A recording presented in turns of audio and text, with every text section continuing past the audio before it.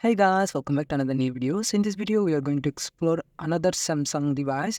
So this device is called Samsung J2SC or Prime, and this device released back in 2016. So this was a budget device back then, and if you really want to use this device in 2024 as a primary device, technically you can use this, but the experience will be miserable. So I will not recommend anyone to use as a primary device. But what if we use this device as a secondary device? So in that case, this kind of device does make sense. Rather than buying a dumb phone, I think buying this kind of device, it's a much better option because you will get one of these devices pretty less price, about $10 to $15. In my case, mine one is only for $5. I got it, and still these devices are pretty much usable. So going with this device, actually, it got a 5-inch display, which is really big, as you can see here. And the resolution is 560 by 940, something like that.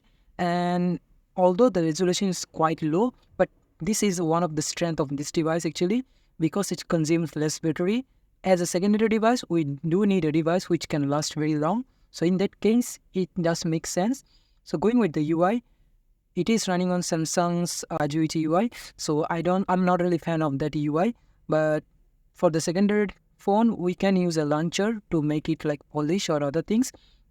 So going with the spec, it got a lot of things actually. So in front we have a 5 megapixel camera, which is good actually, and also we got a flash. On the bottom, as you can see here, we have some soft buttons here. Right hand side we have our power button, and the left hand side we have our volume rockers. On top, we have our 3.5mm headphone jack. It's also a bi-band, and also on the bottom, we have our micro USB port. In the back, we got our 8 megapixel autofocus camera, which can shoot 720p video. Quite usable still, and for the document scanning, it will get the job done without any issue. On the back, also we got a flash and our loudspeaker. So the loudspeaker is also quite good here. Samsung device actually does come with good loudspeaker. And also, one of the strength of this device, actually, it does support 4G, and it comes with 1.5 GB of RAM and 8 GB of storage.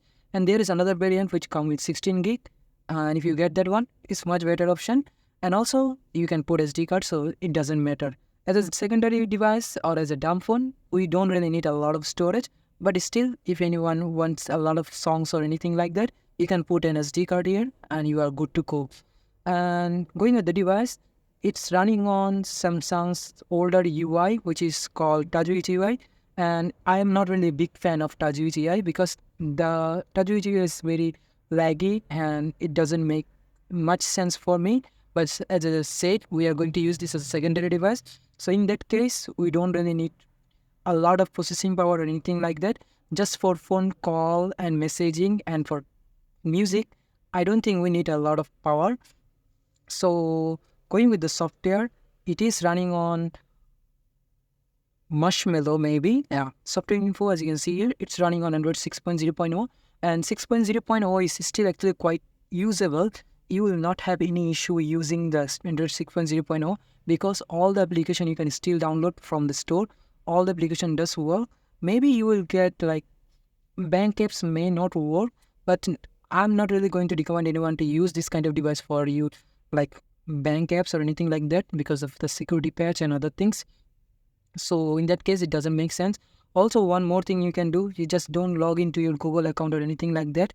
So you will get like more like RAM to play with this device, and it will be less sluggish. So as you can see, in built-in as a built-in way, the stock UI, it got maybe 40 application right now, and I haven't installed any application here, and I haven't logged into anything here.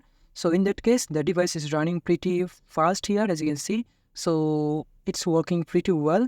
And one of the strength of this device actually is battery. The battery lasts very long.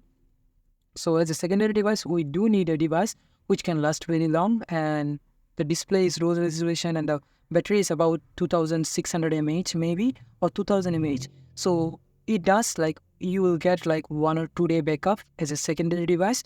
And also, if you really want to share your data from this device, as it got 4G and also it got hotspot option, so in that case, it also does make sense to keep it as a hotspot, so you can share your internet. Nowadays people are suggesting other people to buy dumb phone which are really expensive, like you have to pay $30, $40, $50, even they go up to $350. I don't think buying those devices actually makes sense. I think better buy the older device which is running on older Android version. Those device makes a lot more sense than buying a newer device, in my opinion. So, or if you have one of these devices lying around, maybe you can make use of this. And another thing you can do, actually, you can install custom firmware on this, custom ROM without Google application or anything like that. It will give you a good, much more richer experience from this kind of device, because of the RAM and whatever storage it got. Still, it can run actually pretty well. So that's all about this device. Camera is working, everything does work, and the earpiece quality and the speaker quality is quite decent. It will be much better than the dumb phone you will buy on this kind of price, like $15 to $20.